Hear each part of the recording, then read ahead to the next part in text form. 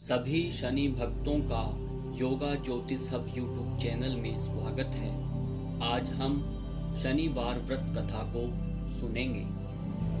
शनिवार व्रत कथा प्राचीन समय की बात है, जब देवी देवता ऋषि मुनि आदि स्वर्ग लोक से लेकर भूलोक तक विचरण कर सकते थे।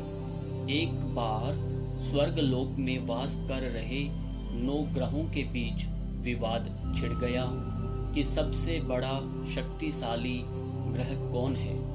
विवाद जब ज्यादा बढ़ गया और नवग्रहों के आपस में विवाद होने से सामान्य जनजीवन भी प्रभावित होने लगा। तब देवराज इंद्र ने उन्हें दरबार में बुलाया और उनकी समस्या को सुना, परंतु उनके पास भी इसका समाधान नहीं मिला।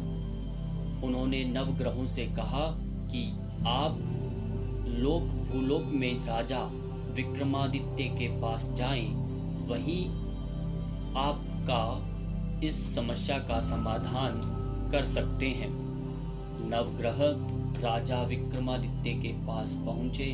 उन्होंने प्रश्न किया कि कौन सा ग्रह सबसे बड़ा और बलवान है। विक्रमादित्य पहले तो थोड़ा घबराए, फिर उन्होंने सोचा कि अगर वह कोई भी जवाब देते हैं तो ये आपस में ही बैर कर बैठेंगे। इसलिए उन्होंने अपनी सूझबूझ से एक उपाय निकाला। उन्होंने प्रत्येक ग्रह के लिए सोने, चांदी और लोहे के सिंहासन बनवाए और कहा कि जिसका जो भी आसन है धारण करे। जिसका सिंहासन सबसे पहले सोने का है वह सबसे बड़ा, जिसका सबसे पीछे है वह सबसे छोटा। अब लोहे का सिंहासन सबसे पीछे था, जो कि शनिदेव के लिए था। लोहे का सिंहासन सबसे पीछे देखकर शनिदेव नाराज हो गए। उन्होंने विक्रमादित्य से कहा कि अरे मूर्ख, सूर्य, बुध, शुक्र एक राशि में 1 महीने और मंगल 1.5 महीने और चंद्रमा 2.25 दिन, बृहस्पति 13 महीने रहते हैं, लेकिन मैं एक राशि में 2.5 साल से लेकर के 7 साल तक रहता हूँ। तुमने मेरा अपमान किया है, जो ठीक नहीं है। यह कहकर शनिदेव अंतर्ध्यान हो गए। अब वह दिन भी आ गया जब विक्रमादित्य पर शनि ग्रह की 7.5 की दशा आई। अब शनिदेव घोड़ा व्यापारी के रूप में विक्रमादित्य की नगरी में जा पहुंचे। विक्रमादित्य ने घोड़ा पसंद किया और उस पर सवार होकर घोड़े पर सवार होते ही घोड़े को पंख लग गए। वह राजन को बहुत दूर वन में ले गया और वहां पटक कर अदृश्य हो गया। विक्रमादित्य घने जंगल में रास्ता भटक गए और राज्य लौटने का रास्ता भी भूल गए।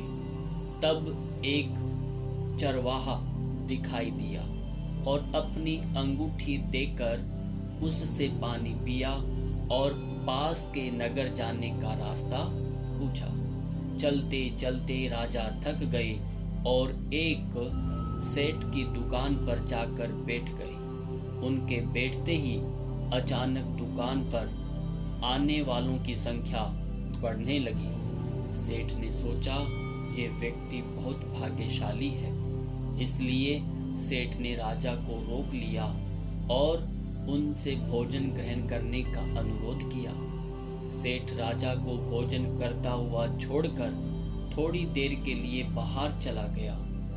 अब खाते खाते विक्रमादित्य ने देखा कि खूंटी पर टंगे हार को खूंटी निगल रही है। सेठ जब वापस आया तो हार गायब देखकर उसे राजा पर शक हुआ।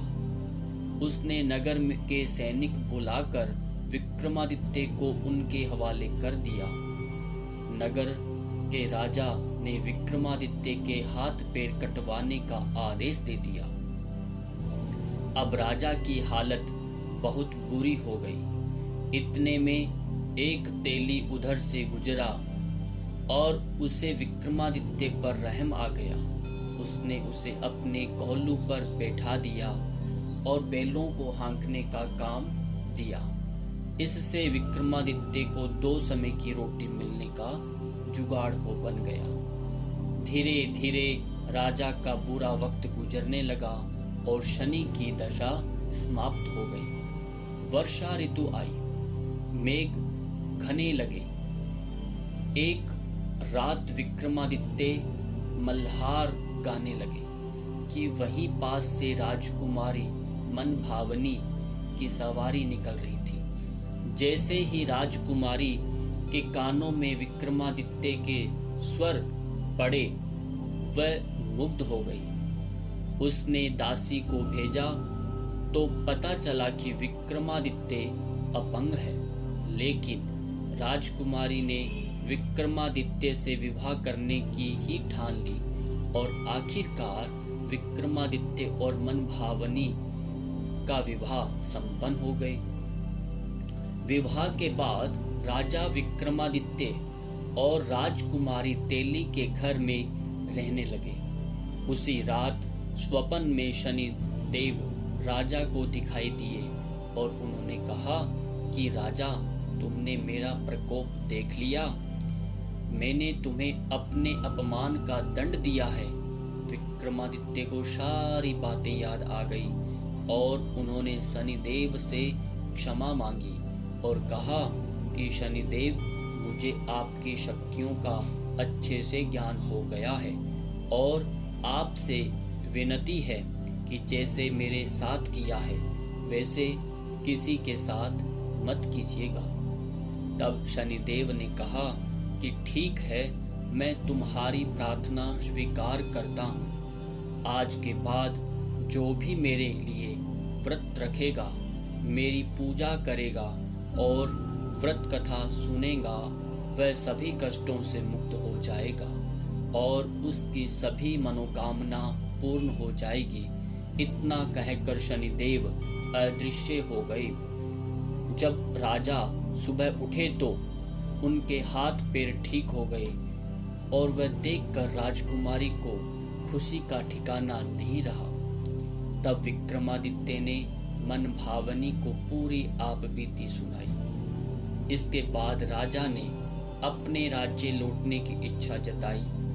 इधर सेठ को जब इस बात का पता चला तो वह दौड़ता चला आया और राजा से माफी मांगने लगा। राजा विक्रमादित्य ने उसे क्षमा कर दिया क्योंकि वह जानते थे कि ये सब शनिदेव की प्रकोप की वजह से हुआ है। अब सेठ ने राजा को फिर से भोजन का निमंत्रण दिया। यहाँ भी सबके सामने चमत्कार हुआ। जो हार खूंटी ने पहले निगल लिया था, वह उस हार को वापस उगल रही थी। सबने शनिदेव की इस माया को देखकर नमन किया। नगर सेठ ने भी अपनी कन्या का विवाह राजा के साथ कर दिया। अब विक्रमादित्य अपनी 2 पत्नियों के साथ अपने राज्य वापस लौटे तो नगरवासियों ने हर्ष के साथ उनका स्वागत किया। अगले दिन राजा विक्रमादित्य ने नगर में घोषणा करवाई कि शनिदेव नवग्रहों में से सबसे शक्तिशाली है।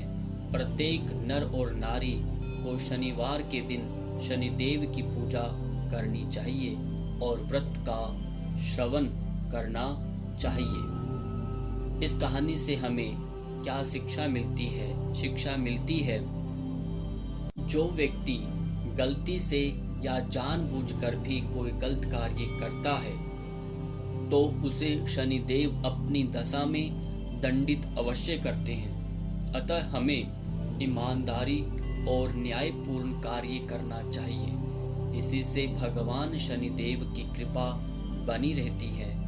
यदि कथा अच्छी लगे तो कमेंट में जय शनिदेव लिखें और साथियों को जरूर शेयर करें। इसी के साथ सभी भक्तजनों को प्रणाम।